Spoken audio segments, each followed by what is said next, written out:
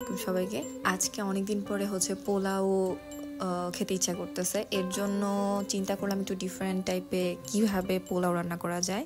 তাই এই সবজি পোলাও রান্নার কথাটা মাথায় আসে। তো বাসায় যা ছিল সেই সব সবজি দিয়ে আমি রান্নার চেষ্টা করি। তো এখানে হচ্ছে আমি রাইস কুকার নিয়ে নিছি। আমি যেহেতু রাইস কুকারে পোলাওটা রান্না করতে চাইতেছি, এর জন্য হচ্ছে রাইস কুকারটা আমি গরম করে সেটার মধ্যে তেল নিয়ে নিতেছি। এখন তেলটাকেও হচ্ছে আমি গরম করলাম। এরপর এটার মাঝে হচ্ছে যে গরম মশলাগুলা সেগুলো আমি দিয়ে দিলাম। এরপরে এটার মাঝে আমি একটা পেঁয়াজ দিয়েছি। আনফর্চুনেটলি আমার বাসায় একটা পেঁয়াজ আমি খুঁজে পাইছি, পেঁয়াজ ছিল না।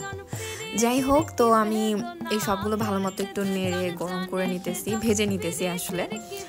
তো এর মধ্যে এখন হচ্ছে আদা রসুন কাঁচামরিচ এগুলো আমি সব একসাথে ব্লেন্ড করে নিয়েছি, এটাই দিয়ে নিলাম।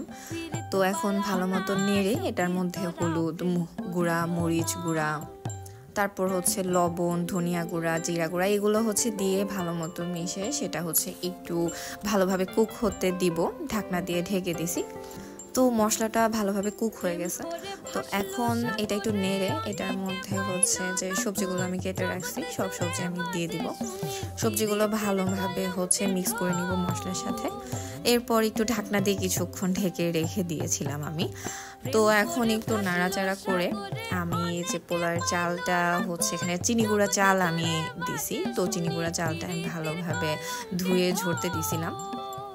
চালটা হচ্ছে আমি দিয়ে দিচ্ছি, আর এখানে পরিমাণ মতো পানিও আমি অ্যাড করে নিলাম। তো নেড়ে আমি এখন ঢাকনা দিয়ে এটা ঢেকে দেব হওয়ার জন্য।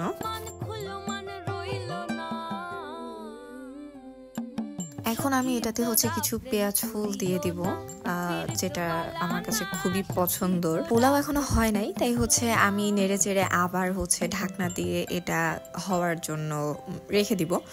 তো এই মুহূর্তে আমি যেটা ভুলে গেছি সেটা হচ্ছে আলু দিতে আমি একদম ভুলে গেছি। তো এর জন্য আলুটা আমি ভেজে নিয়ে সে আলুটা আমি দিয়ে দিলাম এটার সাথে। এখন মিক্স করে আমি হচ্ছে নামিয়ে ফেলবো। আমার পোলাওটা রেডি একদম। চলেন সার্ভ করে নেওয়া যাক। সখী তোরা প্রেম করিও না, পীড়িতওয়ালা না।